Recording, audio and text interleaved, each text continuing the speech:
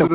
ቁርአን እንደፈለግ ተፈስረዋለህ። አዳምጠኝ። እንደዛ ተርጉምልኝ። ሚስት የሚለው ይሄ ልክ ካልሆነ ሲተርጉምልኝ ቶሎ በል። ሚት አታድርገኝ። ቆይ ሚት አታድርገኝ። አንብብና ተርጉም። ሚት አታድርገኝ። እሺ ሚት አታድርገኝ። እሺ አንብብና ተርጉም።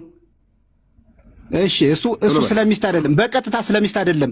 አሁን እናንተ ለምሳሌ መጽሐፍ ቅዱስ በራታ አንብብና ተርጉም። ሚስቶች እየተባለ ሚስት አይደለም ብራዘር። አንብብ ማለት ምንድነው? ሀ ሄ ምናምን በልና እስቲ የሆነ ነገር በነገራችን ላይ እዚህ ላይ የምትሰሙ ሙስሊሞች ቆይ ፊደል እንትን በልና ፊደል አስተካካና ከዛ በኋላ ይሄን አንብብ ያልኩት በራስ እንድትተረጎም አልፈቀደልህ። ይሄ በቀጥታ አይተረጎምም። ሚስት የተባለ ሚስት አይደለም። እሺ ማንበብ ትችላለህ ብራዘር? ሚስት የተባለ ሚስት አይደለም፣ ኃጢአቱን ነው። ሚስት የተባለ ኃጢአቱን ነው። ይኸውልህ አዳምጠኝ። ማንበብ ትችላለህ ወይስ አትችልም? እቺ ብቻ ዝም ብሎ ይተረጎማል። አንቀጣፊ ኡስታዝ፣ የሙሐመድ ተረት አስፈጻሚ። ኧረ ቆይ ጥያቄ አለኝ ለአንተ። ቆይ አላህ ጣዖት እንደሆነ ታምናለህ? ኧረ ቆይ አላህ ጣዖት እንደሆነ የሙሐመድ ሐሰተኛ ነብይ እንደሆነ ታምናለህ? አይውረድ። ቆይ አንድ ጊዜ ሚት አታድርገኝ። ሚስት የተባለው ኃጢአት ነው። እሺ ሚስት የተባለው ኃጢአት ነው። እሺ ችግር የለውም። ቆይ ችግር የለውም። በራስ አይተረጎምም። አዳምጠኝ። ኖ በራስ አይተረጎምም ነው የምልህ። ትርጉም የት አለ? አንድምታው የት አለ? የመጽሐፍ ቅዱስ የራሱ ትርጉም አለው። አዳምጠኝ። እሺ ሜሮን እባክህ፣ ትልቅ ሰው ነው አይደለም? ትልቅ ሰው ነው። ለምን የሚታረጉኛላችሁ ሞዴሬተሮች? ለምን የሚታረጉኛላችሁ? ትልቅ ሰው ነው። ትንሽ የምልውን ትልቅም መጽሐፍ ቅዱስ በራስ አይደለም የሚተረጎም፣ ትርጉም አለው። አንድምታ አለው። ስማ ትልቅ ሰው ሲያዳምጠኝ አንድ ጊዜ ይችን ብቻ አንብብ። ትልቅ በእድሜ ቢሆንም አይው ለአንተ አትዋሽም ነበር። ትልቅነት በእድሜ ቢሆን ኖሮ አንተ እንደዚህ መጽሐፍ ላይ አትዋሽም። እንደ ቁርአን እንደፈለግ ተለጥሎ አይደለም። መጽሐፍ ቅዱስ የራሱ ትርጉም አለው ነው የምልህ። ራሱ ትርጉም በራሱ አይተረጎም። እሺ አንብብና ተርጉም ቶሎ በል። ሚስት እኮ ትርጉም እያስቀመጥኩልህ ነው። ሚስት የተባለ የራሱ ኃጢአቱን ከዚህ ጀምር ከ11 ጀምር እኮ ይህ ማንም አማርኛ የሚችል ሰው ያነባዋል። ቀላል ነው፣ ግን ትርጉሙ እንደሱ አይደለም። አንድምታ አለው። እሺ አንድ ያዳምጠኝ ይችላል። ሳላህ አንድ ያዳምጠኝ።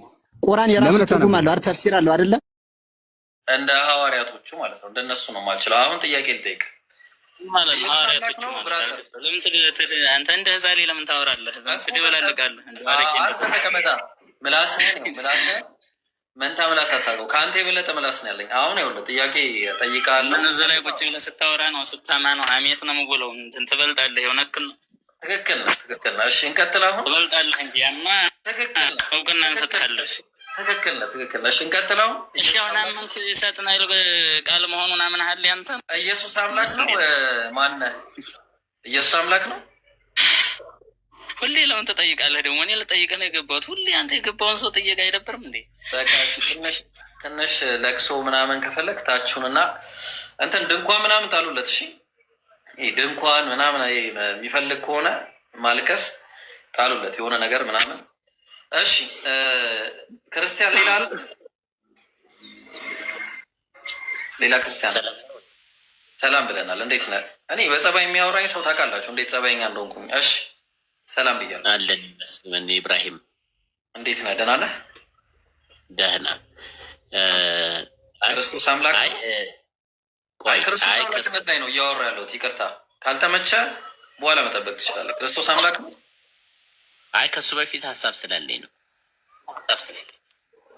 እሺ ቀጥለሽ። አካሄዱ ላይ ማለት ነው ቀጥለሽ። አይ አካሄድ ቀጥለሽ፣ ደስ ይበለሽ። ነፃነት ለዓለም አይ እኔ ደስ እንድለኝ ሳይሆን አንተ ደስ ካላለ መውረድ እችላለሁ። ለአስተያየት ብቻ ከሆነ የገባው ብትወርድልኝ ደስ ይለኛል። ለአስተያየት ከአስተያየት በኋላ እንቀጥላለን። ኦፍኮርስ በቃ ቀጥለሽ። እኛ ይኸውልህ በጣም የምንወዳቸው የምናከብራቸው ሙስሊም ወንድሞችም እህቶችም አሉ። ጥያቄ መጠየቅ መብት ነው። ባይዘው ማንኛውንም ጥያቄ የመጠየቅ መብት አለ። እኛም እንደዚሁ የመጠየቅ መብት አለን። በመከባበር የእኛ ጋር ሁላችንም እኛ ጋር እውነት ነው የምንለውን መነጋገር እንችላለን። አለስ ግን ያለፈ የተረፈ ዘለፋ፣ ስድብ ተገቢም ደግሞ አይደለም። ማን የተሳደበው? መጀመሪያ አላህን ማን ነው የሰይጣን ቁርአን የሰይጣን ነው ብሎ የተናገረው ማን ነው? መጀመሪያ ተገቢ አይደለም፣ ትክክል አይደለም። እንደዛ ማለቱም ትክክል ነው። እኔ ደግሞ ይኸውልህ ምን አደርጋለሁ መሰለህ ወይ ማስወጣት ነው ያን ሰውዬ። ቆይ አንተ ይኸውልህ ያስከመራ ድረስ ይሰማሃል።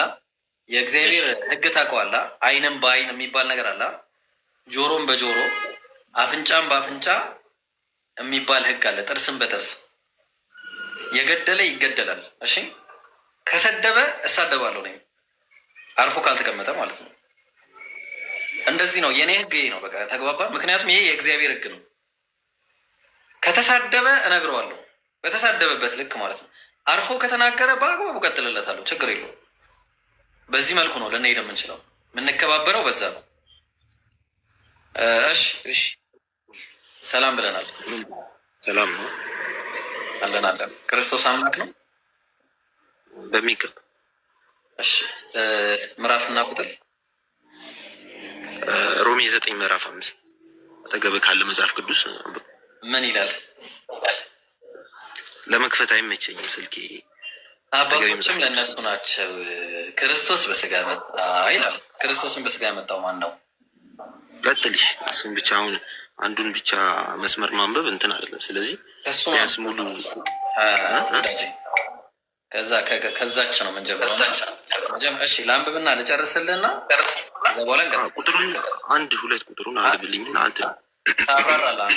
እኔ ለአንብብልህና ቆይ ላውጣው። ምንድን ነው የሚለው? ቆይ አባቶቹም ለእነሱ ናቸው፣ ክርስቶስ በስጋ መጣ። እሺ እሱም ከሁሉ በላይ የሆነ ለዘላለም እኔ ያውጣላለሁ፣ ችግር የለውም። ሮሜ 9:5 ከሁሉ በላይ የሆነ አለ። አባቶችም ለእነሱ ናቸው፣ ከእነሱም ክርስቶስ በስጋ መጣ፣ እሱም ከሁሉ በላይ ሆኖ ለዘላለም የተባረከ አምላክ ነው፣ አሜን ይላል መጽሐፉ። እሺ እዚህ ጋር አምላክ ነው እያለ ከሁሉ በላይ የሆነ አምላክ ነው ይላል እዚህ ጋር አይልም? ከሁሉ በላይ አምላክ ከሁሉ በላይ አይደለም? አዎ አምላክ ከሁሉ በላይ ነው። ኢየሱስ ክርስቶስ እዚህ ጋር ደግሞ አምላክ ነው አይልም? እዚህ ጋር ደግሞ አምላክ ምንድን ነው የሚለው? ቆይ ላንብብልሽ። የሚያስወጣኝ ከሆነ ለምን እኔ ያሳያለሁ። ቶ አትውጣ፣ እኔ አዙሬ ያሳያለሁ። ይኸው ይታያል። ሄሎ ቆይ ይታየኛል። እሺ ሮሜ ምዕራፍ 5 አባቶችም ለእነሱ ናቸው አለ። ከእነሱም ክርስቶስ በስጋ መጣል፣ እርሱም ማለት ከሁሉ በላይ ሆኖ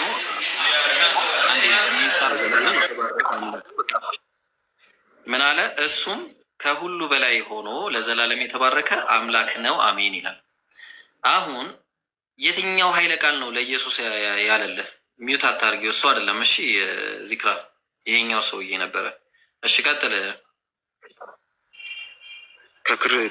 ከእርሱም ክርስቶስ በስጋ ከእነርሱም ክርስቶስ በስጋ መጣ፣ እርሱም ከሁሉ በላይ ሆኖ ለዘላለም የተባረከ አምላክ ነው። ይሄ ሙሉ እንትኑ የሚያወራው ስለ ኢየሱስ ክርስቶስ አይደለም። ስለዚህ በኋላ ያለው ስለ አብ በላይ ሆኖ ስለ አብ ነው የሚያወራው። ስለ አብ ነው የሚያወራው። ይሄ ከዚህ ጋር ስለ አብ ምንም የሚጠቅስ ነገር የለም። እዚህ ጋር ምንም እንዴት እንደሚጠቅስ ላሳያ። አባቶች ለእነሱ ናቸው እና እነዚህ አባቶች የተባሉ እስራኤላውያን ናቸው። እዚህ ጋር ያሉ እነሱ ለእስራኤላውያን ናቸው እና ልጅነትና ክብር፣ ኪዳንም፣ የሕግም መሰጠት፣ የመቅደስም ስራ፣ የተስፋም ቃላት ለእነሱ ናቸው እና አባቶችም ለእነሱ ናቸው አለ። ተግባባን? ስለዚህ ከነዚህ አባቶች ከነዚህ አባቶች ክርስቶስ በምን መጣ አለ? በስጋ መጣ። ማን ነው ክርስቶስን በስጋ ያመጣው? ክርስቶስ በስጋ መጣ። ማን ነው ያመጣው? አዎ ጥያቄ ነው። ራሱ መጣ። እዚህ ጋር አሁን አመጣውም አይልም እንትንም አይልም፣ መጣ ነው የሚል አውዳዊ ፍቺ። አሁን እንትን ያለና ተዛማጅ ሙግት እናይና ሐዋርያት ሥራ ምዕራፍ 13 ቁጥር 23 ላይ ምን እንደሚል ላሳየሽ። ከዚህም ሰው ዘር እግዚአብሔር እንደ ተስፋው ቃል ለእስራኤል መድኃኒት ማንን አመጣ ይላል? ኢየሱስ አመጣ። ማን ያመጣው? እግዚአብሔር ማለት አሁን እግዚአብሔር የሚለውን ቃል ስትወስድ ማለት ነው። እግዚአብሔር አብ አለ፣ እግዚአብሔር ወልድ አለ፣ እግዚአብሔር መንፈስ ቅዱስ አለ። ገብቶኛል። ቆይ አንድ ጊዜ እሱ ላይ እንመጣለን። እግዚአብሔር መጣ ነው የሚለው ወይስ እግዚአብሔር ክርስቶስን ያመጣው? እግዚአብሔር የሚለው አሁንም እንደሆነ እግዚአብሔር የሚለው ኢየሱስን ይጨምራል ነው የምልህ። አይልማ እዚህ ጋር አንተ ነህ እንጂ ያልከው እዚህ ጋር ግሪክኛው እግዚአብሔር የሚል ነገር የለውም። ቴዎስ ነው የሚለው። እሺ አንተ ነህ ያልከው ማለት። አረ ብራዘር እንዴ ምን ሆነ ነው? አንተ ነህ ያልከው ማለት አንተ ነህ ያልከው ማለት ይኸው አየኸው። ክርስቶስ በስጋ መጥማን ነው። ክርስቶስን በስጋ የመጣው ቴዎስ ነው የሚለው። አየኸው። ቴዎስ ማለት ደግሞ አምላክ ማለት ነው። እሺ ታያላ። ቴዎስ ይኸው ለምን አለ? ቆይ አንዴ ይላል ልመጣለህ እኮ of this seed God according to the race unto Israel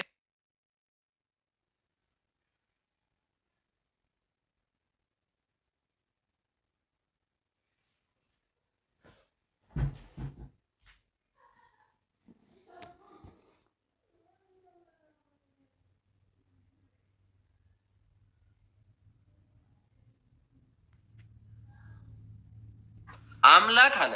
አምላክ እንደ ተስፋው ቃል ለእስራኤል መድኃኒት ኢየሱስን አመጣ አለ።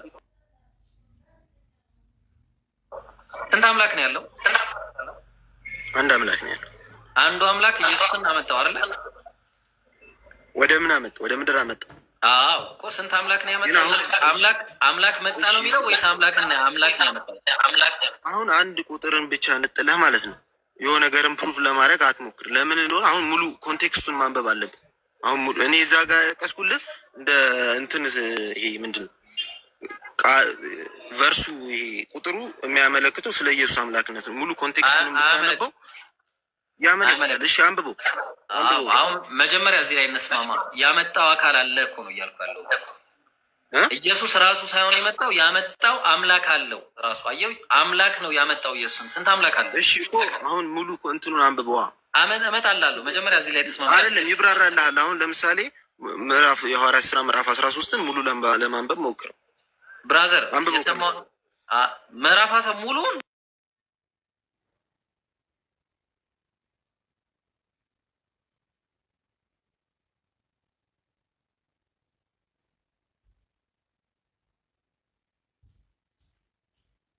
አሁን እንትን ለመረዳት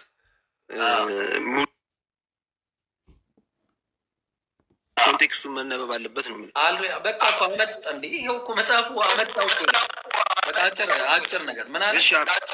ክርስቶስን እሺ አመጣው። አዎ ስለዚህ ካመጣው አባቶችም ለነሱ ናቸው አለ። ክርስቶስ በስጋ መጣ። ክርስቶስን ያ በስጋ ያመጣው አምላክ እርሱ ለዘላለም የተባረከ አምላክ ነው። አሜን ነው የሚለው። ለአብ ነው የሚያመለክተው ነው የምትለው። አሁን እኮ ላሳየህ። ኢየሱስ ክርስቶስ ደግሞ በራሱ ቃል እኔና አብ አንድ ነን ብሏል። ለአብ የሚገባው ነገር ለወልድ ይገባዋል ማለት ነው። ቆያ በምንድን ነው አንድ የሆኑት? እንደዛው እንዳልከው ደግሞ በዚሁ በአማራ አፍ እዚሁ ጋር ደግሞ እዛው ዮሐንስ ወንጌል ምዕራፍ 17 ቁጥር 22 ላይ እኛ አንድ እንደሆነን አንድ የሆኑ ዘንድ አለ። እኛ አንድ እንደሆነን አንድ የሆኑ ዘንድ አለ። ልክፈትልህ? እሺ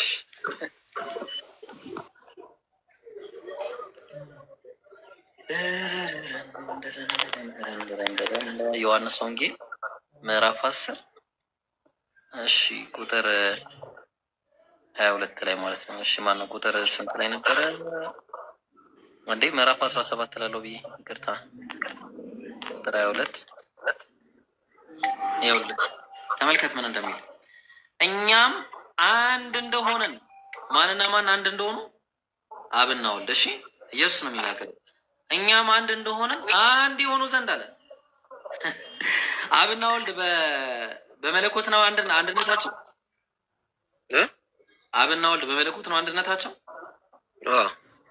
ስለዚህ አንድ አምላክ ናቸው ማለት ነው አይደል? አንድ ነን ሲሉ አንድ አምላክ ናቸው።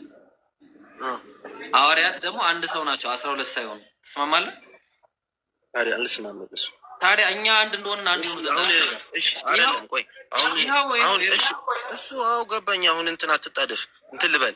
አሁን ያልኩ ቃል እንትኑን ስለማላውቀው ነው። ካወቀው ንገረኝ ወይ ላውጣው። ምኑ? ዮሐንስ ወንጌል ምዕራፍ 10 ቁጥር 30 ነው አሁን ያልከኝ ብራዘር።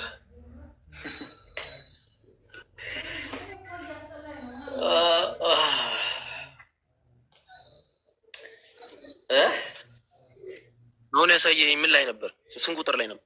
ይሄ ደግሞ ዮሐንስ ወንጌል 17:22 ላይ ነው። እና ስለሱ እኮ አይደለም እኮ የሚያወራው እኔና አብ እንደሆንን እናንተ አንድ ሁኑ እያለ አይደል? ኧረ አንድ እንደሆነ ነው የሚለው ብራዘር። እኔና አብ አንድ እንደሆነ ላሳየሽ። ይኸው ቁጥር 11 ላይ በደንብ ስለሚያብራራው ከሱ ላሳየሽ። ከዚህም በኋላ በዓለም አይደለሁም ማለት ማን ነው የሚለው? ኢየሱስ።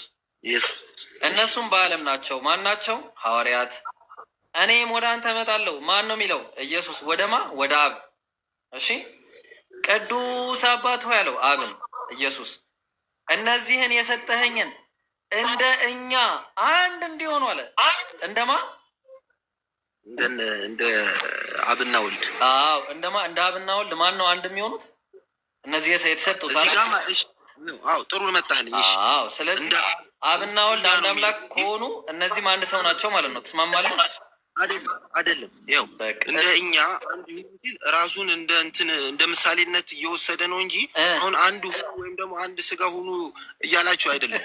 እንደ ምሳሌ አድርጋችሁ እንደኛ አንድ አይነት ሁኑ ነው እኮ። በምንድን ነው እኮ? ያው እንደኛ አንድ እንዲሆኑ አለ እኮ። እንደኛ እንደማ አሁን አብና ወልድ እነሱ አምላክ በአጭሩ ማለት ነው። በአጭሩ አብና ወልድ። ቆይ አንዴ ሀሳብ ጎበዝ፣ ስማርት ጎበዝ። አሁን መለስ። ስለዚህ አብና ወልድም በሀሳብ አንድ ናቸው። ምንድነው ሀሳባቸው አንድ የሚሆነው? ላሳየ፣ መጽሐፉ የሚለው ላሳየው። ዮሐንስ ወንጌል አንተ ያመጣውን ጥቅስ ላሳየ። ምዕራፍ 10 ላይ ቁጥር 30 ላይ ከመምጣቱ በፊት ቁጥር 28ና 27 ማንበብ ነበረብን። ምን ይላል? በጎቼ ድምፄን ይሰማሉ አለ። አየው፣ እኔም የዘላለም ሕይወት እሰጣቸዋለሁ፣ ለዘላለም አይጠፉም። ለምን? ከእጄ ማንም አይነጥቃቸውም አለ። ልብ አድርግ፣ ከእጄ። ስለዚህ ከእጁ የማይነጠቅበት ምክንያት ለምንድን ነው? የሰጠኝ አባቴ ከሁሉ ይበልጣል አለ። ከአባቴ እጅ ማን ሊነጥቃቸው የሚችል ማንም የለም። አየው፣ ማንም አይነት አብ ስለሰጠው።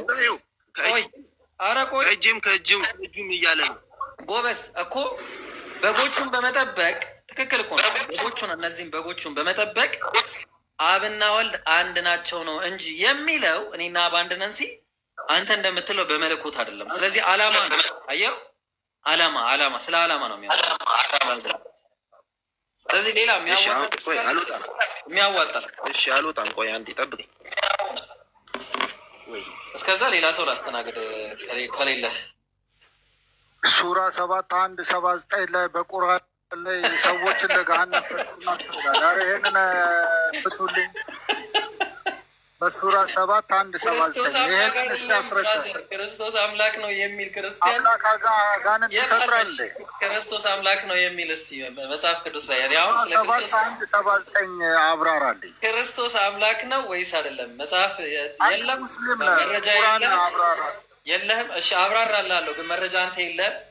እኔ አብራራላለሁ፣ መረጃ የለም። ኖ ልጁ እየነገረህ እኮ በትክክል እኮ አትመልስም፣ ታጣምማለህ እንጂ። ስለዚህ የእሱን ቦታ ተካና በመጽሐፍ ቅዱስ ተጠቅሷል።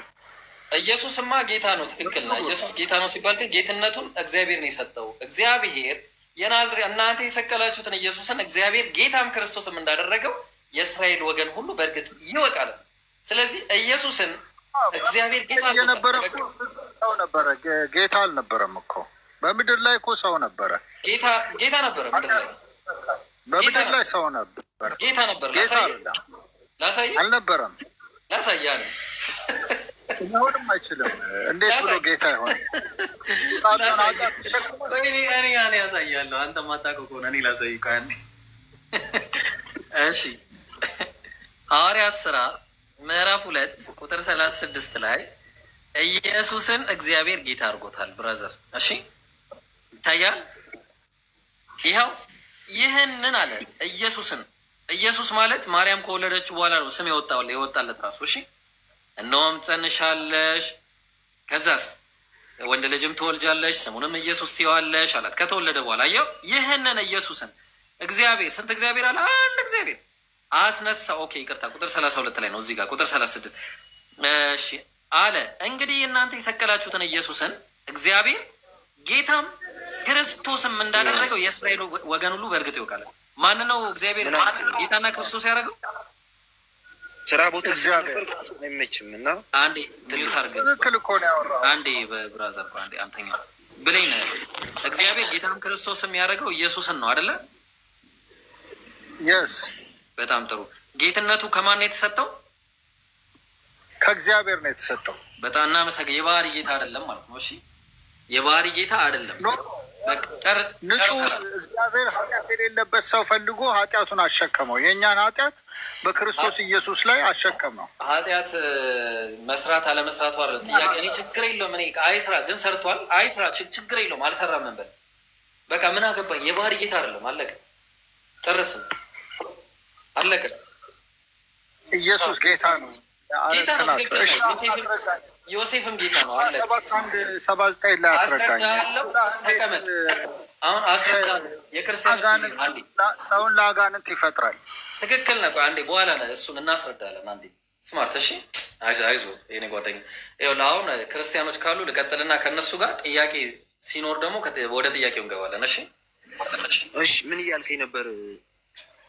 አንድ ጊዜ ቆይ፣ ሰው ሰላም ልበል አንዴ። አቡኪ ሰላም ዋለ።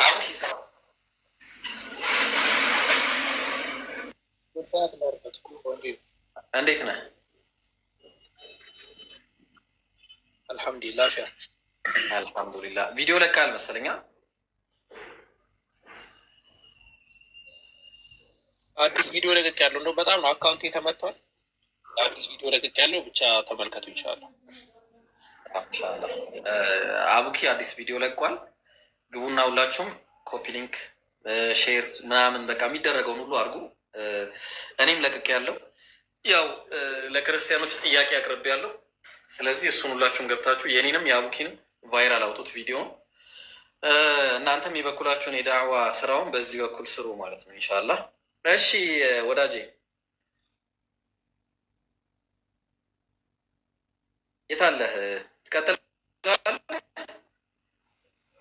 ይቀጥላለሁ። ምን እያልከኝ ነበር? ክርስቶስ ስራ ቦታ ምና እንትን ለማለት ሰው ሲገባ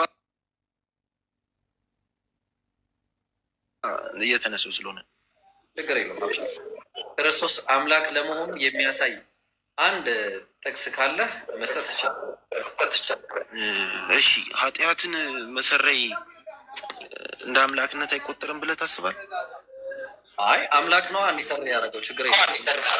ምን አለ መሰለህ ሐዋርያት ሥራ ምዕራፍ 5 ቁጥር 31 እና 32 ላይ ላስነብብ። እሺ ማሂር ና ግባና ዘይረን እንጂ ምንድን ነው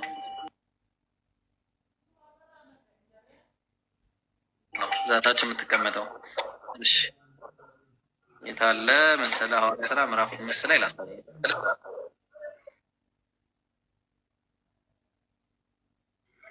ያው ተመልከት ምን እንደሚል። እናንተ በእንጨት ላይ ሰቅላችሁ የገደላችሁ ኢየሱስን የአባቶቻችን አምላክ አስነሳው በኋላ ይህንን አለ እግዚአብሔር ኢየሱስን ማለት ምን አደረገው? እግዚአብሔር ለእስራኤል ንስሐን የኃጢአትም ስርየት ይሰጥ ዘንድ ራስን መድኃኒትም አድርጎ በቀኙ ከፍ ከፍ አደረገ።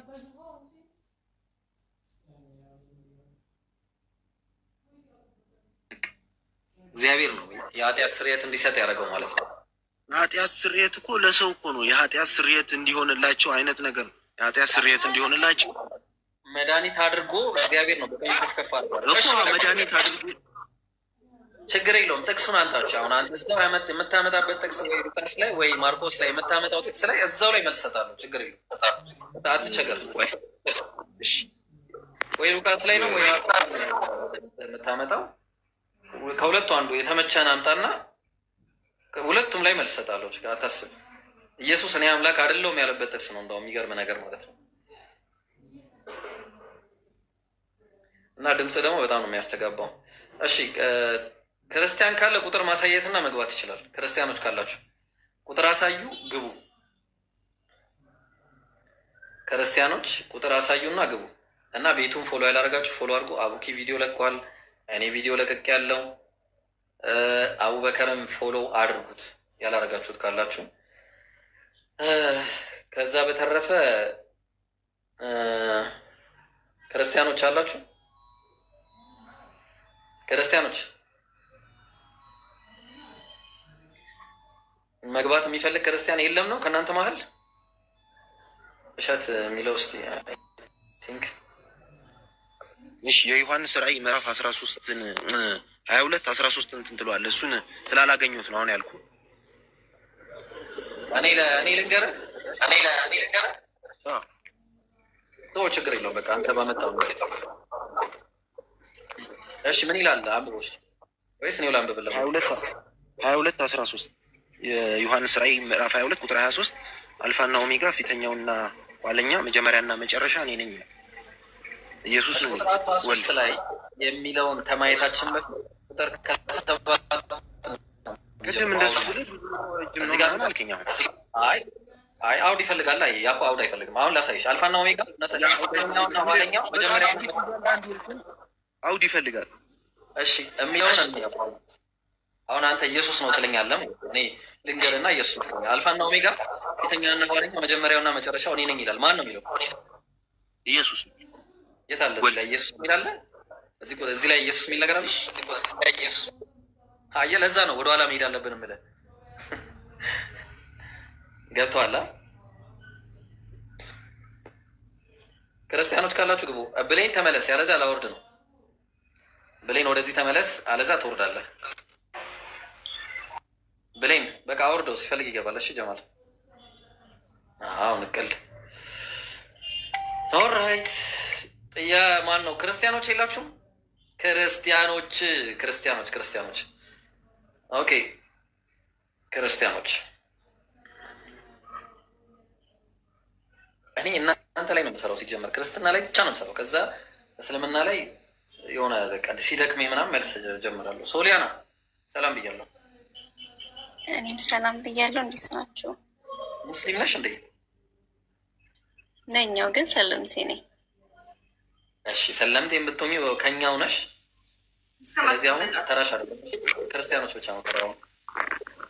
እሺ አይ ጥያቄ ስለነበረኝ ነው። ጠይቂሽ ግን ስለ እስልምና ነው፣ ስለ ክርስትና ሳይሆን። ችግር የለውም ጠይቂ። ጥያቄ ምን መሰለክ? ያው ሙስሊም ነክ ይመስለኛል አይደል እንዴ? ታዲያ እሺ የሆነ ነገር እንትን ማወቅ ፈልጌ ነበረ። ያ ነገር ደግሞ ነቢያችን በ40 ዓመታቸው ነው እስልምናን ማስተማር የጀመሩት። ከዛ በፊት እነሱ እምነታቸው ምን እንደነበረ እስልምና ከዛ በፊት አይታወቅም ይባላል። ሙስሊም ነበሩ። ነቢዩ ሰለላሁ ዐለይሂ ወሰለም ሙስሊም ነበሩ። የኢብራሂምን መንገድ የሚከተሉ ሙስሊም ነበሩ። ሰሒህ አልቡኻሪ 3ኛው ሐዲስ ላይ ምን አለ ሲናገር፣ ያኔ ነብይ ከመሆናቸው በፊት ካነ የተሐነቱ ፊ ጋሪ ሒራ፣ ጋሩ ሒራ የተባለው ዋሻ ውስጥ ምን ያደረጉ ነበረ? ዒባዳ ያደረጉ ነበር።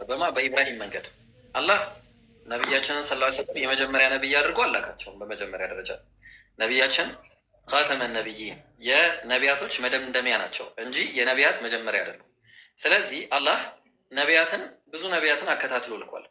እንዳውም ምን አላቸው ነቢያችን ሰለላሁ ዐለይሂ ወሰለም፣ ወማ ሙሐመዱን ኢላ ረሱሉን ቀድ ኸለት ሚን ቀብሊህ ሩሱል፣ ሙሐመድ ዓለይሂ ሰላቱ ወሰላም ከበስተፊቱ እንዳለፉ ሌሎች ነቢያቶች እንጂ ሌላ አይደለም ማለት።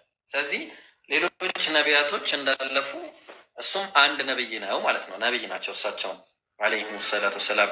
እና ምንድነው በአጭሩ አላህ የሰው ልጆችን ሁሉ ሲፈጠር በእስልምና ላይ ነው የፈጠረው። በምዕራፍ 30 ቁጥር 30 ላይ ምን እያለ ይናገራል አላህ? ሱረቱ ሩም ላይ ፊጥረተላሂ አለቲ ፈጠረ ናስ ዐለይሃ፣ ያ ሰዎችን በእሷ ላይ የፈጠረባትን ሃይማኖት ያዙት። ላ ተብዲለ ሊኸልቂላህ፣ የአላህን ፍጥረት መለወጥ የለም ይላል። ስለዚህ አላህ ሰዎችን የፈጠረው በእስልምና ላይ ነው። ለዛ ነው ነቢያችን ሰለላሁ ዐለይሂ ወሰለም ምን ብለው ተናገሩ? ቡኻሪ ላይ በተጠቀሰው ሐዲስ ማ ሚን መውሉድን ኢላ ዩለዱ ዐለል ፊጥራ፣ ማንም ሲወለድ በፊጥራ ላይ ወይ ደግሞ በእስልምና ላይ እንጂ አይወለድም አሉ። ግን ፈአበዋሁ ዩሃዊዳኒሂ አው ዩነስራኒሂ አው መጅሳኒሂ፣ እናትና አባቱ ከተወለደ በኋላ ልጁን ወይ አይሁዳዊ ያደርጉታል ወይ ክርስቲያን ያደርጉታል አጥምቀው፣ አለዛ እሳት አምላኪ ወይ ሌሎች እምነቶችንም አድርገው እምነቱን ይለውጡታል እንጂ ገና የሰው ልጅ ሲፈጠርም ሙስሊም ነበረ ብለው ነው ያስተማሩት። አላህም ቁርአን ላይ የነገረን ይሄንን ነው። ለዛ ነው አላህ በቁርአን ላይ ሲነግረን በሱረቱ ናሕል ምዕራፍ 16 ቁጥር 36 ላይ ወለቀድ በዐትና ፊ ኩሊ ኡመቲን ረሱላ፣ በእርግጥም በሁሉም ነቢያት ላይ በሁሉም ህዝቦች ላይ መልእክተኞችን ልኬአለሁ አለ። የተላኩበት ምክንያቱ ምንድን ነው? አን ዕቡዱላህ ወጅተኒቡ ጣጉት፣ አላህን በብቸኝነት ተገዙ ጣዖታትን ራቁ የሚል ነበር መልእክቱ። ስለዚህ ነቢያቶች በአጠቃላይ ያስተማሩት አንድ አምላክን በብቸኝነት ተገዙ። ነቢያችንም ሲያስተምሩ የነበረው ይህንኑ አንድ አምላክ በብቸኝነት ተገዙ። ቁሉ ላኢላሃ ኢለላህ ቱፍሊሑ በሉ ከአላህ ውጭ በእውነት የሚገዙት አምላክ የለም ነፃ ትወጣላችሁ እያሉ ሲሰብኩ ነበር ማለት ነው። እና ነቢያችን ሰለላሁ ዐለይሂ ወሰለም ከበስተፊታቸው እንዳለፉ ሌሎች ነቢያቶች ናቸው። ከ40 ዓመታቸው በፊት ምን ነበሩ ከተባሉ ሙስሊም ነበሩ። በመንገድ የሚሄዱ በኢብራሂም መንገድ። ለዛ ነው አላህ በሱረቱል አንዓም ምዕራፍ 6 ቁጥር 161 ላይ ምን ይላቸዋል? እኔ የኢብራሂምን መንገድ ተከተልኩኝ በላቸው ይላል። የኢብራሂምን መንገድ ኢብራሂም ምንድን ነበረ? ሱረቱል ኢምራን ምዕራፍ 3 ቁጥር 67 ላይ ማካነ ኢብራሂሙ የሁድየን ኢብራሂም አይሁዳዊ አልነበረም። ምክንያቱም አይሁድ የሚባለው ነገር ከአብርሃም ከልጅ ልጆች በኋላ ነው ራሱ የመጣው እምነት የሚባለው ራሱ ማለት ነው። ማካነ ኢብራሂሙ የሁድየን ኢብራሂም አይሁዳዊ አልነበረም። ወላ ነስራንየን ክርስቲያንም አልነበረም። ክርስትና የሚባለው ነገርም መቼ ነው የመጣው? ከጊዜ በኋላ ከኢየሱስ በኋላ ኢየሱስ ራሱ ያቆም አንጾኪያ በሚባል ቦታ ላይ የመጣ ሌላ እምነት ነው፣ የሰዎች ስያሜ ነው ራሱ።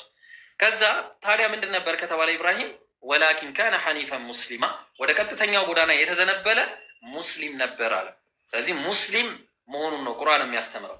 ስለዚህ ሙስሊም ከነበረ ደግሞ ከአጋሪዎች ነበር እንዳይባል ወማ ካነ ሚነል ሙሽሪኪን ከአጋሪዎችም አልነበረም አለ። ስለዚህ ኢብራሂም ምን ነበረ? ሙስሊም ነበር። ስለዚህ የኢብራሂምን መንገድ ተከተልኩኝ በላቸው አለ። ስለዚህ በኢብራሂም መንገድ ኢብራሂም እስማኤልን ወልደዋል። በኢስማኤል ጎዳና ደግሞ የሄዱ ብዙ ነቢያቶች ነበሩ። እነ ሳሌህ ነበሩ፣ ተግባባ፣ እነ ሁድ፣ እነዚህ ሁሉ አረብ ምድር ላይ የተላኩ ነቢያቶች ናቸው። ስለዚህ የእነሱን ፈለግ ተከትለው ሲሄዱ የነበሩ ምናልባት ሸሪዓቸው ህጋቸው ሊለያይ ይችላል እንጂ አንድ አምላክን በብቸኝነት ይገዙ የነበሩ ሙስሊም ነበሩ ማለት ነው። ግልጽ ነው ሶሊያና? አዎ። እና አመሰግናለሁ። አንድ ጥያቄ ልጨምርና ማለት ነው በክርስትናውን ለምሳሌ ከተወለደ በኋላ ልጅ ከተወለደ በኋላ ክርስትና ይነሳል። በእስልምና ግን ማለት እናትና አባቴ ሙስሊም ስለሆኑ እኔ ከተወለድኩ በኋላ ምን የሚደረግብኝ ነገር የለም ማለት ነው። በቃ ዝም ብዬ ነው እስላም ነኝ የማስበው። ስትወለጅ ሲጀመር አንቺ ሳት ከካፊር ቤተሰብ ብትወለጅ ራሱ ስትወለጅ ሙስሊም ነሽ፣ ግን ይቀይሩታል አይነትሽ።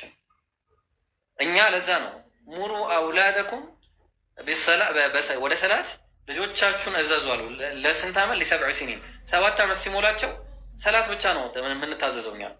ተግባባን? ወደ ሰላት ነው የምንታዘዘው እንጂ ሻሃዳ ያዛንባል ምናምን ምንም የምንባለው ነገር የለም። ግን ከጊዜ በኋላ እምነት ስለሚቀይሩ ሰዎች ለዛ ነው ሻሃዳ የምናስይዘው ማለት ነው። ድጋሚ ወደ እስልምና ይመለሳሉ፣ ወደ ተፈጠሩበት ሃይማኖት። ያን ያለው ነገር። እሺ አባቴ አመሰግናለሁ። አይ እሺ ቆይ ተረጋጋ፣ ሰውዬ ተረጋጋ፣ ተራን ጠብቅ። እኔ እመልስላለሁ። እሺ አታስብ፣ እንደዚህ እንትን አይደለሁም፣ ክፉ አይደለሁም። እሺ ኤ ከአንተ ከሶሊያና በላይ ያለው ኤ ሙስሊም ክርስቲያን አታወርዱት። ለምን አወረ? ኦኬ ሶሊያና ነው እንዴ? አቤት ሽኮ ላይ። እሺ ኤ አለ ኤ ኤ የለም ማለት ነው። በቃ ኤ ሊወርድ ነው ማለት ነው። እሺ ብሌን እስቲ ጠይቅ፣ ደስ ይበለህ እንዴ ብሌን። ግልጽ የሆነ ጥያቄ ነው የጠየቅኩ። ማለት ያው በቁርአን ላይ ስላለ ነው ማብራራት ግድ ስለሆነ ነው። እንዴት ፈጣሪ ኃጢአተኞችን ቀድሞ ይፈጥራል? እንዴ አነጋገር ማስተካከል ጣን እንዳላረገ። እሺ ጥያቄህን በግልጽ አስቀምጠውና ከዛ በኋላ ይስሙት፣ ሰዎቹ በደንብ ይስሙት። አንድ ጊዜ ስሙ እስቲ። ኦኬ ሱራ ምዕራፍ 7 ቁጥር 179 ላይ ሰዎችን እና አጋንንቶችን ለገሃነም ፈጠርን ይላል። ይሄ ቀድሞ የሚፈጥራቸው እነዚህ ሰዎች ኃጢአት ሳይሰሩ ለገሃነም ያዘጋጃቸው ምን አይነት ፈጣሪ ነው? ይሄ ነገር ጥያቄ አለኝ፣ ለዘመናት ጥያቄ አለኝ። በጣም ጥሩ ጎበዝ። እሺ አሁን ቁርአኑን እናውጣለን። ቁርአኑ ምንድን ነው የሚለው? እሱ ምንድን ነው ያለው ታያላችሁ ማለት ነው። እሺ አንድ ጊዜ ቁርአኑን ላውጣላችሁ እና እኔ እኮ እንዴት እንደምታስቀኝ ማለት ነው። አካሄድህ እኮ ነው ድክም ነው የሚያደርገው። እሺ አንድ ጊዜ ራስህ ነህ የምታነበው፣ ራስህ በራስህ እጅ ታነባለህ። አንድ ጊዜ ላውጣልህና አንድ ጊዜ ነፃ ምርጫ የሚል ፋይል አለኝ። አንድ ጊዜ ላውጣልህና እሱን እናየዋለን። እሺ መንጃ ሁሉ ላላህ ነው። እሺ ቆይ በቁርአኑ ብቻ ላውጣልህ መጀመሪያ። እሺ ኦልራይት ቁርአኑንም ደልቼዋለሁ። ቆይ እሺ አንድ ጊዜ አንዴ ከፋይል ላይ ላውጣ። በቃ ጠብቀኝ አንድ ሰከንድ።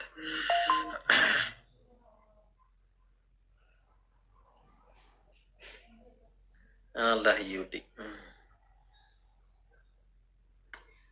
ፋይል ፋይል ፋይል ፋይል ፋይል የታለ?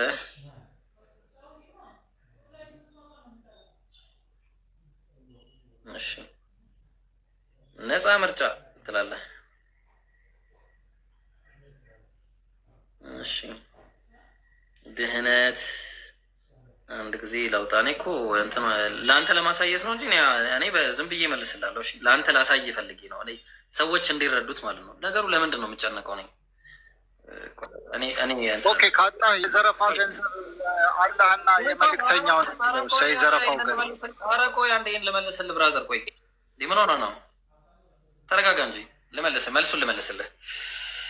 እሺ ነፃ ምርጫ እኔ እኮ ለአንተ እዛ ላይ ከመሄድ ብዬ በፋይል በስልክ ላወጣልህ ነው እንጂ እኔ እኮ አለኝ። ምን ይላል መሰለህ ቁርአኑ ላይ ወለቀድ ዘራዕና ሊጀሀነመ ከሲራን ሚነል ጂኒ ወልኢንስ ይላል። ምን አለ? ከጋኔልም ነው የሚለው ብራዘር። ከምን ከጋኔልም ጋኔሎችን አይልም። እሺ በመጀመሪያ ይሄን አስተካክል። ሁለተኛ ነገር ደግሞ ከሰዎችም አለ፣ ከጋኔል አለ፣ ከሰው አለ።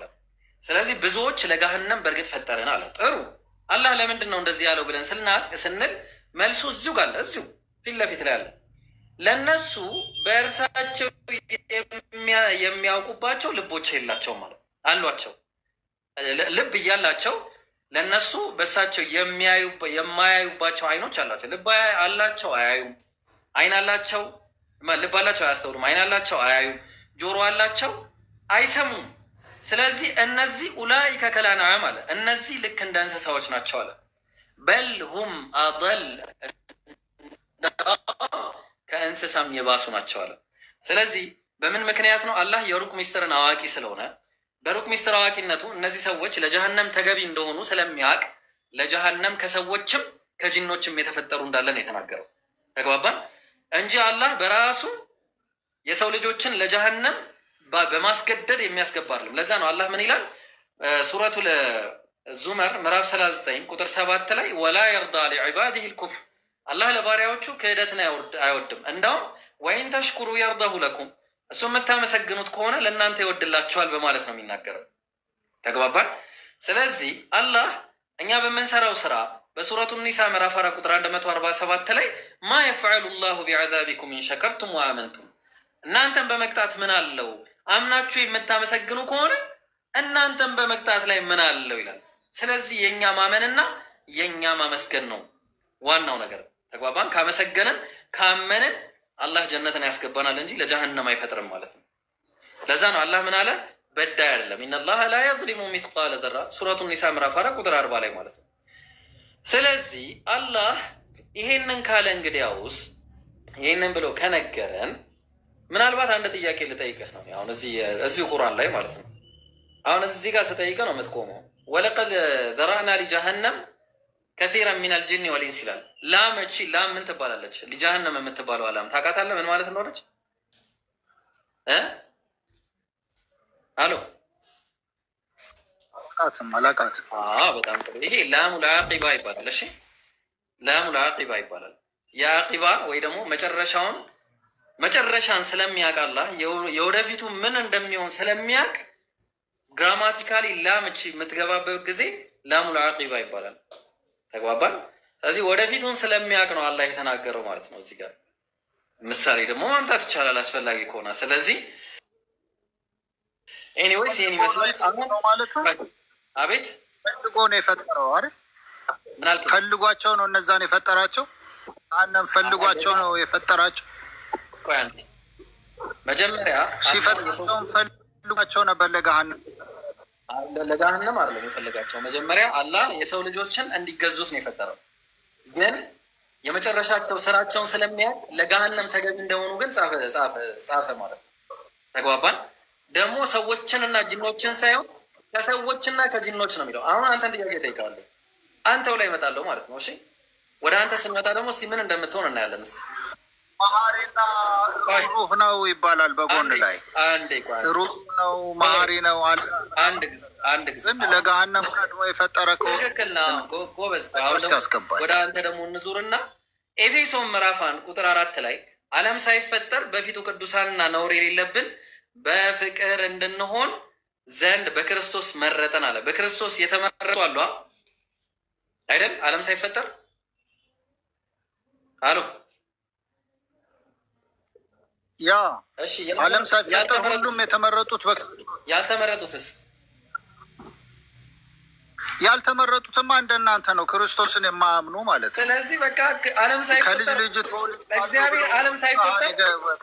እግዚአብሔር ዓለም ሳይፈጠር ከልጅ ልጅ ተወልዶ ያድናሃለሁ እኮ ኪዳን የገባውን ያልተቀበሉ ሰዎች እሱ አሁን አይደለም። ቆይ ይሄ ስለ ዓለም ሳይፈጠር ነው የምናወራው። ዓለም ሳይፈጠር የመረጣቸው ካሉ ዓለም ሳይፈጠር ያልመረጣቸው ደግሞ አሉ አይደለም? ኦብቪየስሊ አይደል? የሰውን ሁሉ እኮ ነው ዓለም እንዲሁ ወዷልና ይላል እኮ። ዓለምን ሁሉ ክርስቶስን ማለት ነው እንዲሁ ወዷል ይላል። የወደደውም አለ፣ ያልወደደውስ የለም? የለም ያልወደደው እንዴ? የመረጠው ካለ ያልመረጠውስ? ያልወደደው ለምን እንደሆነ ታውቃለህ? ክርስቶስ የተሰቀለው ለኃጢአተኞች ነው። ያልመረጠውስ? ያልመረጣቸውስ? የተመረጡ አሉ፣ ያልተመረጡትስ እንዴት ነው የሚሆኑት? ማናቸው ያልተመረጡት? ሁሉም የሰው ልጅ እኮ ተመርጧል እኮ። ይኸው አልተመረጠ እንዴ? ያልተመረጠ የለም። በክርስቶስ መረጠን የተባሉት ማን ናቸው? እኔ ተመረጫለሁ በክርስቶስ ዓለም ሳይፈጠር። ለሚያነብ ነው ለሚያምን ሁሉ ተመርጫለሁ ብለህ ታምናለህ? እኔ አሁን የምታነብ ሁሉ ማለት ነው። ተመርጫለሁ። አንዴ መልስ። በክርስቶስ ዓለም ሳይፈጠር ተመርጫለሁ። የተጠሩ ብዙዎች ናቸው ይላል፣ የተመረጡ ግን ያመኑ ጥቂቶች ናቸው። እኔ የጠየቅኩ መልስ። እኔ ዓለም ሳይፈጠር ሁሉም ኧረ ጠየቅኩ መልስ። ቆይ አንዴ ሁሉም የሰው ልጅ እኔ የጠየቅኩ መልስ። ኢብራሂም ዓለም ሳይፈጠር በክርስቶስ ተመርጧል ወይስ አልተመረጠም? ይኸውልህ ተመርጠሃል። የሰው ልጅ ስለሆንክ ክርስቶስን ልኮልሃል። ካመንክ ትድናለህ፣ ካላመንክ ደግሞ ያው ካልተመረጠ ኧረ ተው ተመርጠሃል። ያን ልጁ እኮ ለአንተ ነው የላከልህ እኮ። ዋናው እኮ ለእናንተ ነው የላከልህ። ኧረ ላሽ ወላሂ ክርስቲያኖች እንዳይሰሙ፣ ወላሂ ነው የምልህ ክርስቲያኖች እንዳይሰሙ። እሺ ሁለተኛ ጥያቄ እዛው ጋር ላስቀምጥልን። እዛው ጋር ምን ይላል መሰለ?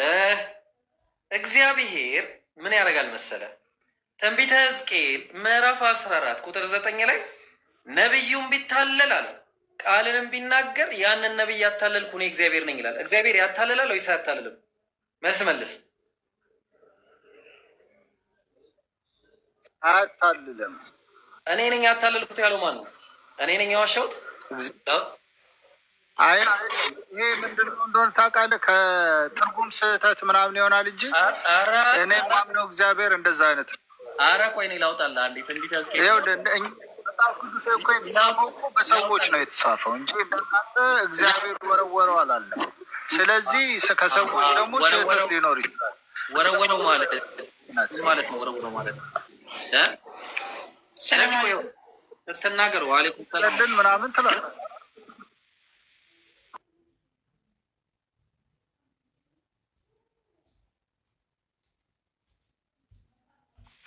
አይ ወረወረው ያው ሶሪ ይቅርታ ማለት ያው እንዲገባ ብዬ ቋንቋ ነበር የተናገርኩት። አይ ችግር የለውም። እኔ ወረወረው ካልክ እኔ ለብል ስታንዳርድ አድርጌ ብዙ ነገር ልናገር እችላለሁ። ግን አደራ አንድ አይነት ነገር አቁም። ይኸውልህ ምን አለ መሰለህ ትንቢተ ሕዝቅኤል ምዕራፍ 10 ቁጥር 9 ላይ ነቢዩም ቢታለል አለ ቃልንም ቢናገር፣ አየህ ያንን ነቢይ ያታለልኩ እኔ ማነኝ አለ? ማነኝ አለ? ማነኝ አለ? ማነኝ አለ? ዝም ጭጭ ማለት ነው። በሉሽ ዛሩ ልታወሪ ነበረሽ። መጀመሪያ መልስ፣ ከማውራት በፊት መልስ። ማነኝ አለ? ቆይ መጀመሪያ መልስ። እግዚአብሔር አያሳስትም። ቆይ መጀመሪያ መልስ። ያንን ነብይ ያታለልኩ እኔ ማነኝ ይላል? ከሰዎች ሲጽፉ ማነኝ ይላል? እኔ አሁን የጠየቁ መጽሐፉን አምጥና ማነኝ ይላል እዚህ ጋር።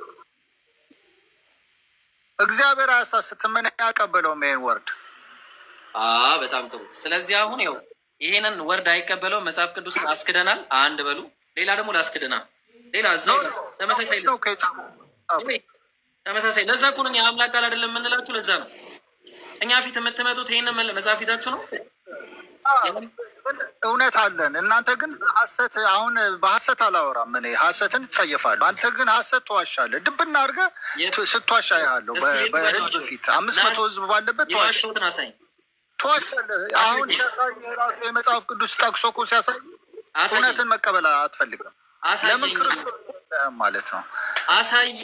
ጀምር ነብዩ መሐመድ መጽሐፍ ቅዱስን ያነብ ነበር። ከመጽሐፍ ቅዱስ አሰስ ገሰሱ በቁርአን ላይ የጻፈ እሺ። እና ክፈት የመጽሐፍ ቅዱስ ክፈት መረጃ ክፈት። እሺ ክፈት መረጃ ክፈት እኮ የአላህ ቃል ነው ይላል። ኢየሱስ ብሎ ጽፏል እኮ ቁርአን። መረጃ ከየት አምጥቶ ጻፈ? ዮሐንስ 1:1 ላይ ያለውን ቃል ቁርአን ላይ ገልብጦ ውረድ በቃ ሂድ። ዛሩ ምን አልሽኝ? ሰላም አለይኩም።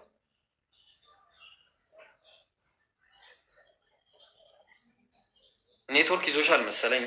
ልክ እንትን ዝም ስል ማውራት ትጀምሪያለሽ። እሺ ኔትወርክ ነው ወይስ አስወጥተኝ? ዛሩ ምን አልሽ? ኔትወርክ እያስቸገረኝ ነው። እና ይሰማል ድምጼ? ይሰማል ድምጼ?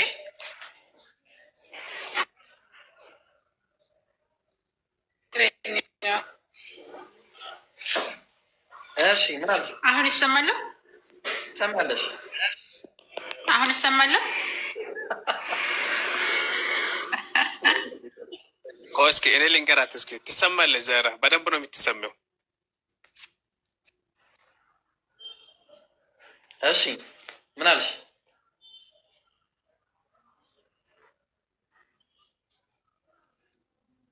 እሺ እንደዛ ከሆነ እንትን ነው ቅድም ነውር የሌለበት ቅዱሳን እንሆን ዘንድ መረጠን የሚለውን አንተም ተመርጠሃን ብሎህ ነበረ ወገናችን።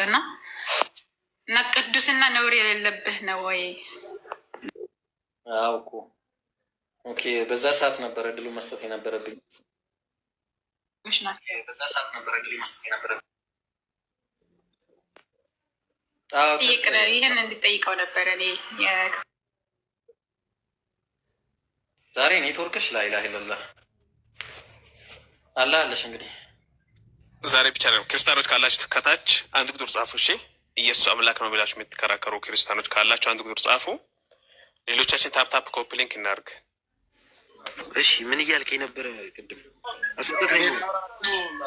ክርስቶስ አምላክ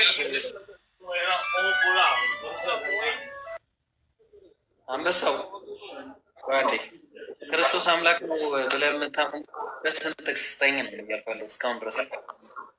ሰጥቼ ነበር እኮ አውድ ነው ምናምን በሚል እንትን ብለህ ኔትወርክ ይሆናል ወይ አንተ አስወጥቼ ነበር። የታ ወጣ ራስ ነው? እኔ እንኳን አልወጣሁም። ምናልባት አስወጥቶኝ ይሆናል ኔትወርክ። የዮሐንስ ራእይ 22:13 ነበር የጠቀስኩ እዛ ላይ እኮ ጠየቅኩ እኮ እዛ ላይ ክርስቶስ ነው ይላል እኮ ብዬ ስጠይቅህ አልሰጠኝም መረጃ። ይላል 7 ላይ በቶሎ እመጣለሁ። እሺ እናንብበው። አሁን አንድ ላይ አንብበው። እሺ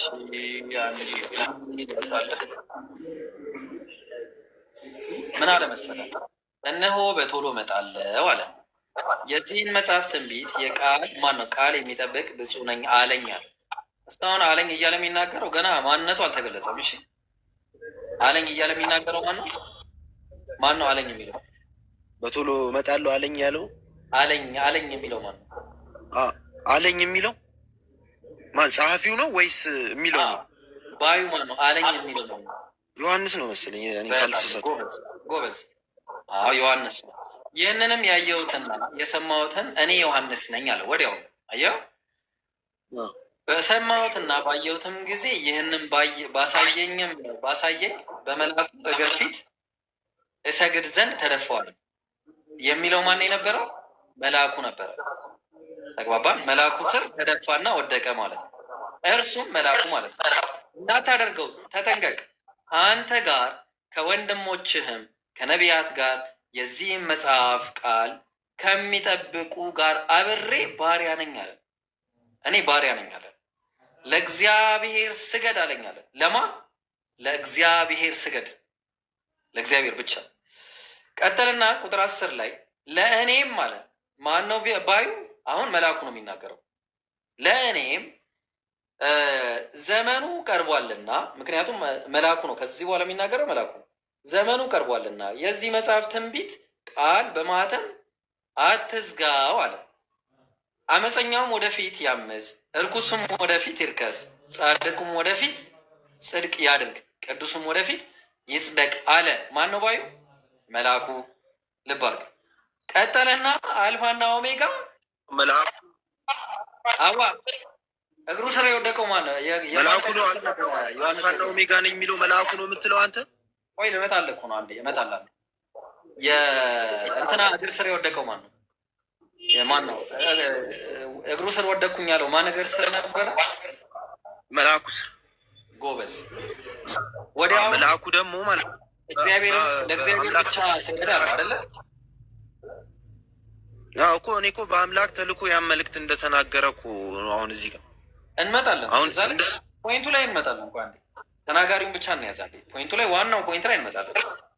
አለኝ አለ። ከዛ ደግሞ ድጋሚ አለኝም ማን ያለው? ራሱ መልአኩ። ምን አለው? ዘመኑ ቀርቧል እና የዚህን መጽሐፍ ትንቢት ቃል በማኅተም አትዝጋው አለው ዮሐንስን መልአኩ። አመፀኛው ወደፊት ያምፅ፣ እርኩሱም ወደፊት ይርከስ፣ ጻድቁም ወደፊት ይጽደቅ፣ ማን ነው? ጽድቅ ያድርግ፣ ቅዱስም ወደፊት ይጽደቅ አለ። እነሆ አለ። ከዛ ቀጠለና በቶሎ እመጣለሁ፣ ለእያንዳንዱም እንደ ስራው መጠን እከፍል ዘንድ ዋጋዬ ከኔ ጋር አለ። አልፋና ኦሜጋ፣ ፊተኛውና ኋለኛው፣ መጀመሪያውና መጨረሻው እኔ ነኝ አለው። አሁንም ማለት ነው ባዩ ማን ነው? መልአኩ ነው እየነገረ ያለው ለእንትና ለዮሐንስ ማለት ነው። ስለዚህ መልአኩ ታዲያ ከነገረው ይሄ ትንቢት ባለቤቱ ማን ነው ነው ጥያቄው። የዚህ ትንቢት ባለቤት ማን ነው ነው አሁን። እሺ፣ ስለዚህ ትንቢቱ ባለቤቱ ማን ነው ብለን ስንል ወደዚህ ተመለስ አንድ ጊዜ። ይሰማል?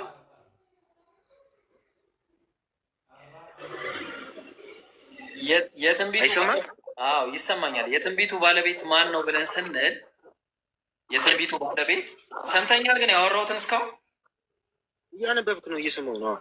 አዎ። ስለዚህ የትንቢቱ ባለቤት ማን ነው ብለን ካለን ዮሐንስ ራእይ ምዕራፍ 1 ቁጥር 1 ላይ ራእዩ ለማን እንደተሰጠ እናያለን። የትንቢቱ ባለቤትም ማን እንደሆነ እናያለን። እንዲህ አለ። ልንገርህ፣ እኔንም ስማኝ። አሁን ምዕራፍ ቁጥር 6 ላይ 22 ቁጥር 6 ላይ በአምላክ እንደተላከና ያ ማን ነው መልአኩ እና ደግሞ ያን ነገር እየተናገረ እንደሆነ ቁጥር 6 ላይ ይናገራል። አሁን እዚህ ቁጥር 6 ላይ እንትን ነው ማለት ማን ነው? እና ለአብ ነው የምትል ለአብ ነው። አብ ወልድ መንፈስ ቅዱስ እንደዛ የሚል አሳይኝ። እሺ፣ አብ ወልድ መንፈስ ቅዱስ ነው አምላክ የሚል አሳይኝ ባይብል ላይ። እሱ ነው እሱ ችግር የቆይ ችግርማ አለው። በደንብ ችግር እኮ አይደለም እንጂ እኮ እንጨርስና እንጨርስና ይሄኛውን እንጨርስና አምላክ ነው የሚለውን ተስማማል። ከአምላክ ተቀብሎ ነው መልአኩ የሚናገረው። አልፋና ኦሜጋ። አሁን እዚህ ጋር ለአብ ነው የምትል ከሆነ አብ አይመጣማ። በመጨረሻ ጊዜ የሚመጣው ወልድ ነው። አብ ይመጣል። እሺ፣ አሳየኝ። የቱ ጋር ነው የሚለው? ለስተ በቃ እንደዛ ነው አብ እንደሚመጣ መስተናለጥ። እሺ፣ አብ ይመጣል፣ በቶሎ እመጣለሁ ያለው ማን ነው? እሺ፣ ለምሳሌ አንድ ጥቅስ ልስጥ መጀመሪያ እዚህ ላይ እንስማማለን። እሺ አንድ ጥቅስ ልስጥ ና ወደዚህ አንዴ እባክህ።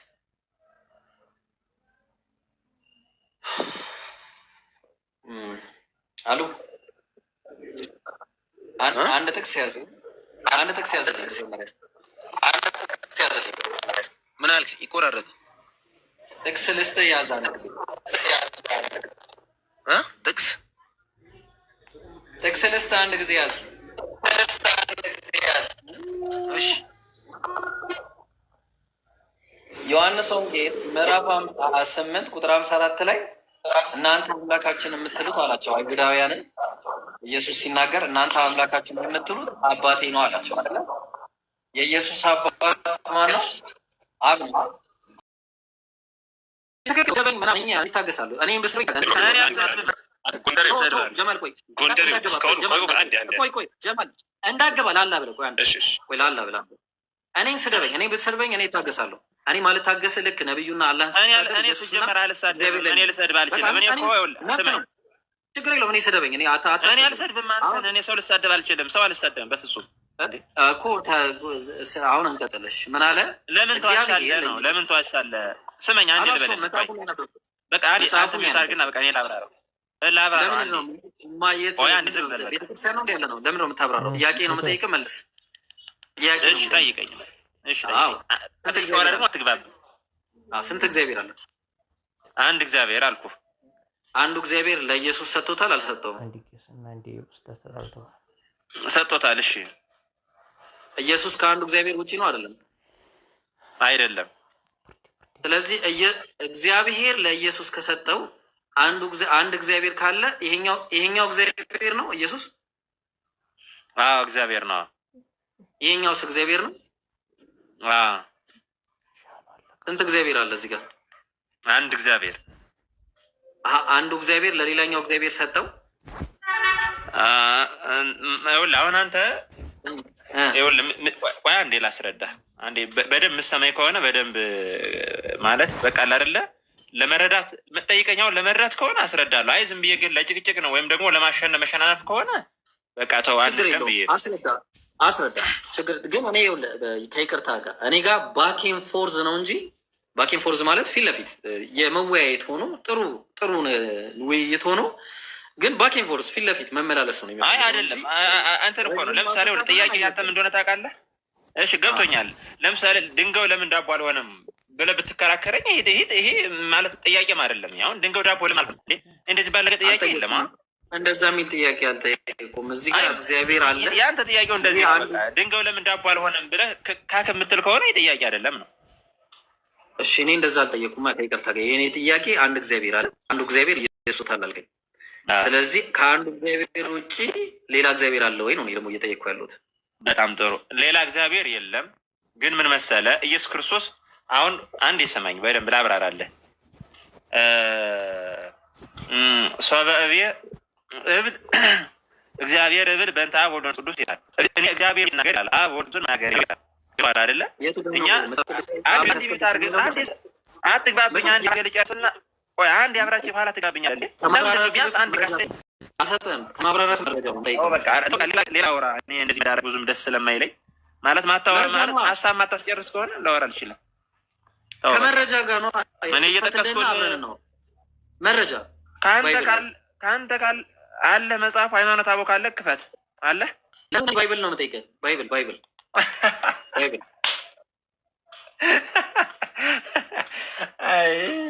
አይ የእስልምና ጭንቅላት እኔ ምን ጭንቅላት እንዳላችሁ ትገርማላችሁ። አውርደኝና እኔም ልሄድ ልበል። ማውራት አትፈልግም? ችግር የለውም ተሳደብ። ጥያቄ የጠየቁ ባይብል ላይ ክፈት። መረጃ ሰው በቃ ሰጠኝ ልክፈትልህና አብራራ። ለማንኛውም እግዚአብሔር ልቦናችሁን አይነ ልቦናችሁን ያብራላችሁ። ሌላ ምለው ነገር የለኝም። ምክንያቱም ለመወያየት ሳይሆን ዝም ብላችሁ ለመዳረግ ለውሸት ፍጡር ለማምለክ እኛ አይነ ልቦና አይከፈተልንም። ከይቅርታ ጋር እዛው እንደተጨመላለቃችሁት እናንተ ተጨመላለቁ እንጂ እኛ ፍጡር አናመልክም ከይቅርታ ጋር። እሺ አያችሁ፣ በመረጃ አያወራም ክርስቲያን። እኛ ፊት ቆሞ በመረጃ አያወራም። ዳስ ወራም ቶክ ነው። እኛ ፊት ቆሞ በመረጃ የሚያወራ ክርስቲያን የለም። ስላሴ አለ አጣ። ክርስቶስ አምላክ ነው አለ አጣ። የለም ምንም ነገር የለም። እሺ እንዴት እናድርግ? እኔ ጥፋት ነው? እኔ ምን አደረኩኝ? እኔ ምንድን ነው ያጠፋሁት? ጥፋቴን ንገሩኝ እስኪ። ምንድን ነው ያጠፋሁት? ስለዚህ በቃ ምንም ማድረግ አልችልም። ከይቅርታ ጋር ልትታገሱኝ ነው የሚገባው። እንደውም በቃ ይህንን ፍጡር ከማምለክ አንድ አምላክን በብቸኝነት በቃ ለምን እረፍት አታርጉ? በቃ አምልኩት። እንዲህ ብቻውን መመለክ ያለበት አንድ አምላክ አለ። በቃ የሁሉ ፈጣሪ፣ የማይሞት የማያንቀላፋ፣ ማይተኛ፣ በአንድነቱ ላይ ሁለትነት የሌለበት፣ በጌትነቱ ላይ ባርነት የሌለበት፣ በኃያልነቱ ላይ ድክመት የሌለበት፣ በአስተናባሪነቱ ላይ አጋዥ የሌለበት፣ በንግስናው ላይ ወራሽ የሌለበት፣ በስልጣኑ ላይ ተገዳዳሪ የሌለበት፣ በህያውነቱ ላይ ሞት የሌለበት። ቢስሚላ አስባችሁታል? ምንም በቃ ንጹህ የማመልከው አብን ነው ወልድን ነው መንፈስ ቅዱስን ነው። ምናልባት ይሄ ነገር ግን አንድም ሶስት የሚባል ነገር ግን እውነት ይሄ ነገር ትክክል ነው ምንም በቃ እንደተወዛገባችሁ ትኖራላችሁ። ያ ረብ እንዴ ኧረ አላህ እንደው ሂዳያ ይስጣችሁ። ምንም እኮ እኔ እንዴት እንደማደርግ እኔ አላውቅም። ብቻ እስኪ አላህ ሂዳያውን ይስጣችሁ። እሺ ክርስቲያን የለም አሁንም ሌላ ክርስቲያን ሶል እስካሁን እኔ አንዴ ላውራ፣ አንዴ ብቻ ልጠይቅ። እብሪያ ጠይቅ። እሺ አሁን ባነበብነው አሁን 1:7 ላይ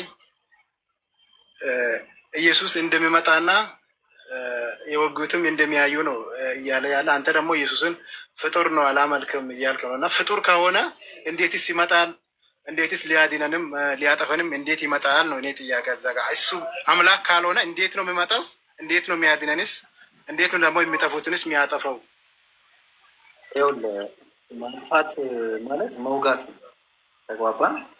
መውጋት አቤት ሰላም ነው። ልመልስ አሁን የገባሁት ይቅርታ። እሺ ቆይ ሰው ጋር እያወራሁ አይደለ? እንዴት ነህ? ደህና ነህ? እያብራራሁ ማለት እሺ። ስለዚህ አሁን ኢየሱስ የሚመጣው ምንድን ነው? እግዚአብሔር ስልጣን ሰጥቶታል። ይህን ታውቃለህ አይደለ? ሪስፔክት አይደል?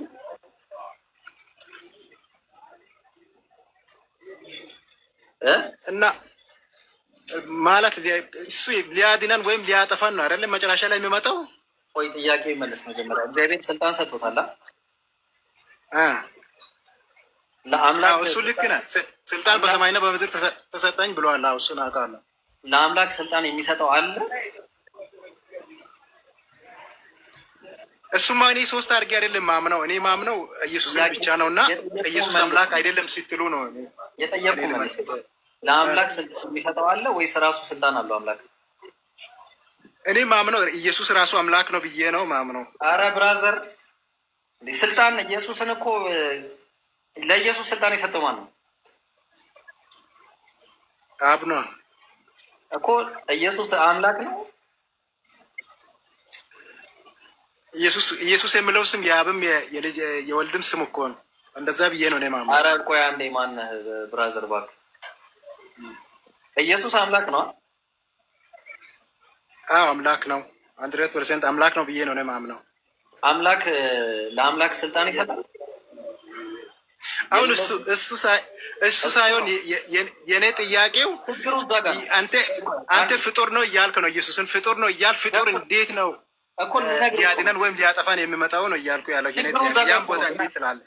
ልነግርህ እኮ ነው ችግሩ እዛ ጋር እኮ ነው። አምላክ ለአምላክ ስልጣን ይሰጠዋል? አምላክ የራሱ ስልጣን የለውም? የሚሰጠው አለው? ያልተብቃቃ ስልጣን ያለው አምላክ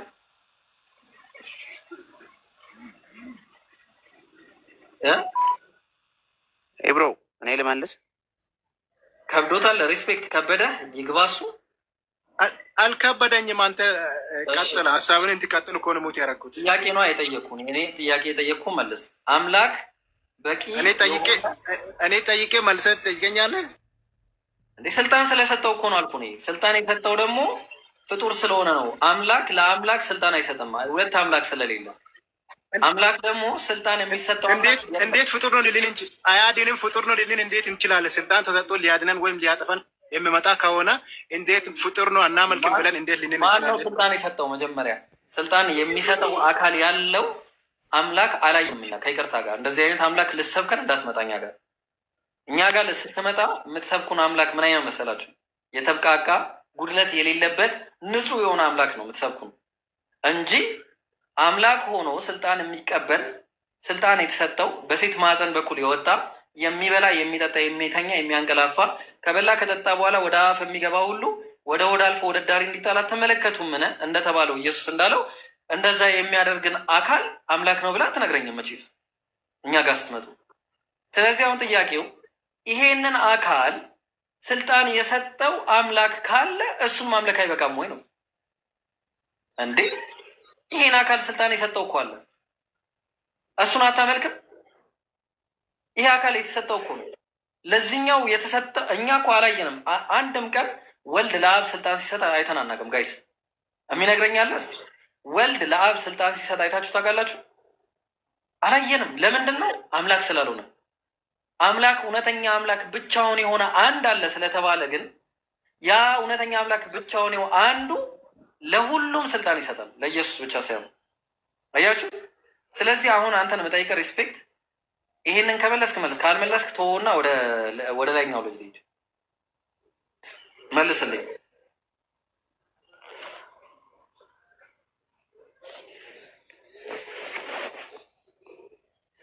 በቃ ዝም ብሏል መሰለኝ።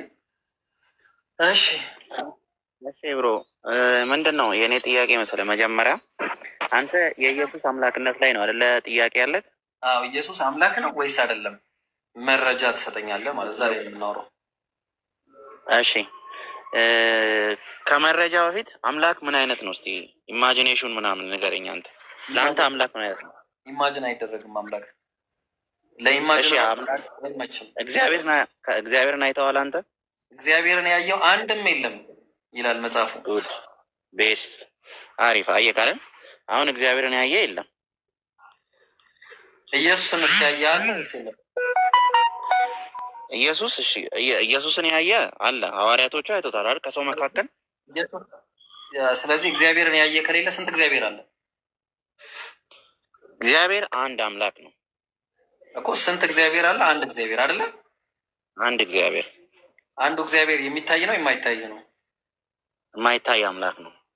ስለዚህ ኢየሱስ አምላክ አይደለም ስለታየ ጨርሰናል ማለት ነው።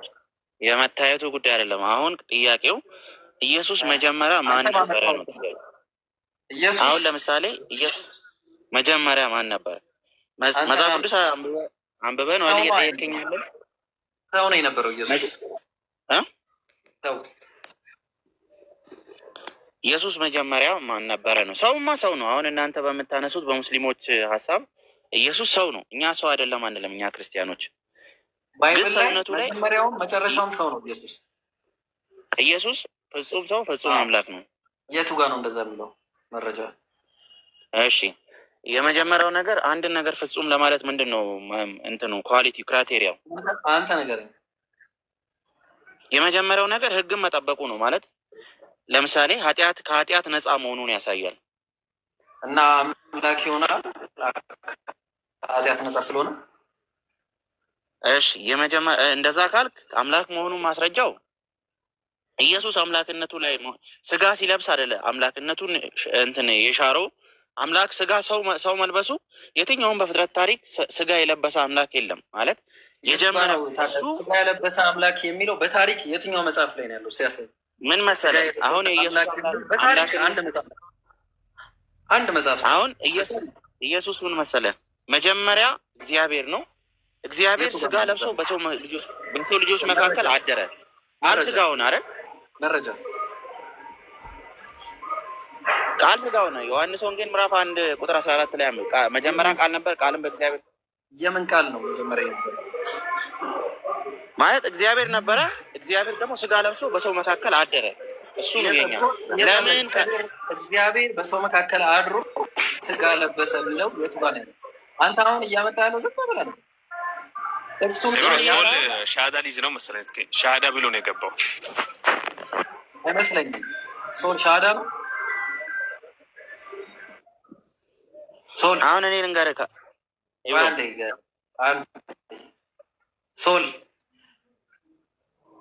ሶል አለ።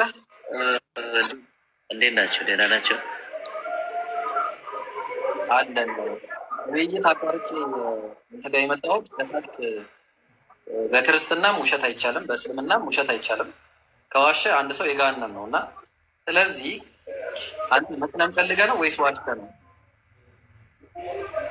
ምንድን ነው ለመስለም ፈልገህ ነው? ኧረ በስመ አብ በል። እኔ ስላለ ልጠይቅህ ፈልጌ ነው። በልሽ አይ ውሸታም ነህ ማለት ነው። በልሽ ቀጥል። ከዚህ እኮ ነው አይመስለኝም ያልኩህ። በክርስትና ነገሩ ይቻላል። እሺ አለ። ኧረ ቆይ እሺ እሺ ቀጥል። አንዴ ሚውት ያደረገኝ ነው። ኧረ ጉድ እታች ምንድን ነው ኢየሱስ እሱ በባህሪው አምላክ ሆኖ ሳለ እንደ ሰው ስጋ ለብሶ የቱ ጋር ነው እንደዛ የሚለው መረጃ? እኔ ይኸውልህ ማብራሪያ መረጃ። እሺ ፊልጵስዩስ ምዕራፍ 2 ቁጥር ከ6 ጀምሮ እስከ 8 በባህሪው አምላክ ሆኖ ሳለ ይላል። በባህሪው አምላክ ሆኖ ሳለ አይልም። አውጣና እሺ አውጣው። እሱም በአምላክ መልክ ሲኖር ሳለ ነው የሚለው ብራዘር። እኔ እኮ ጥቅሱም እሱም በአምላክ በአዲሱ መደበኛ ትርጉም ነው ያነበብኩልህ። አዲስ ግሪኩ አይልም እንደዛ። እሺ ብራዘር ግሪኩ እንደዛ አይልም። ኦኬ እንደዛ ዲፕ እንትን አንግባ። ባለኝ መረጃ ላስረዳ። እንትን ማለት ያለህ መረጃ እዚህ ድረስ ከሆነ የኔ ችግር አይደለም። ስለዚህ ግሪኩ ስለማይል እንደዛ የሚለው ምንድን ነው? በአምላክ መልክ ሲኖር ሳለ ሞርፌ ነው የሚለው። እሺ ሞርፌ ማለት መልክ ማለት ነው። ግሪክኛው እንደዛ ነው የሚለው። ላሳየው። ያንተው መጽሐፉ ራሴ የእናንተን መጽሐፍ ላሳየው። ኦኬ አንድ ጊዜ ምዕራፍ 2 ቁጥር 6 ላይ አየው፣ ተመልከት። እሱ በአምላክ በእግዚአብሔር መልክ ሲኖር ሳለ ነው። እሺ በእግዚአብሔር መልክ ሲኖር ሳለ ነው እንጂ እግዚአብሔር ሆኖ ሳለ አይልም። በእግዚአብሔር መልክ ሲኖር ሳለ እዚህ ጋር ነው የሚያልቀው። ቆይ አንዴ እዚህ ነው የሚያልቀው። መጀመሪያ እዚህ ነው።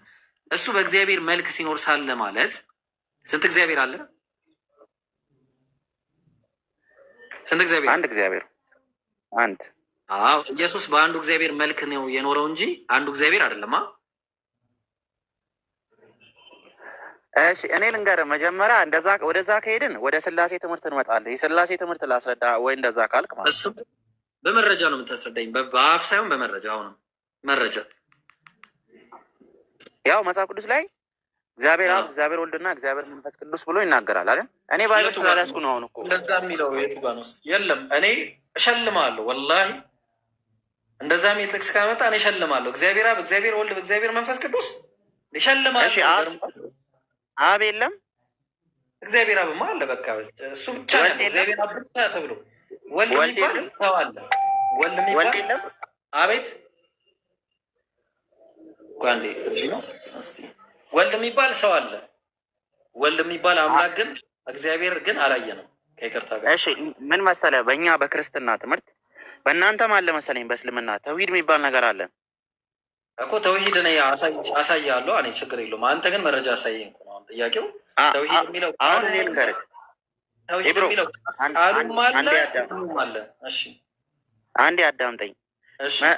እኛ ለምሳሌ እግዚአብሔር ከቶም አንድም ሰው እንኳን የለም ለሰው ልጆች የተገለጠበት መንገድ ነው እኛ የምንናገረው ማለት እግዚአብሔርን። አሁን አንተ ለምሳሌ እግዚአብሔር የሰው ልጆች አንዴ ላስረዳና ታስቆመኝና ትነግረኛለህ። አንዴ ላስረዳ።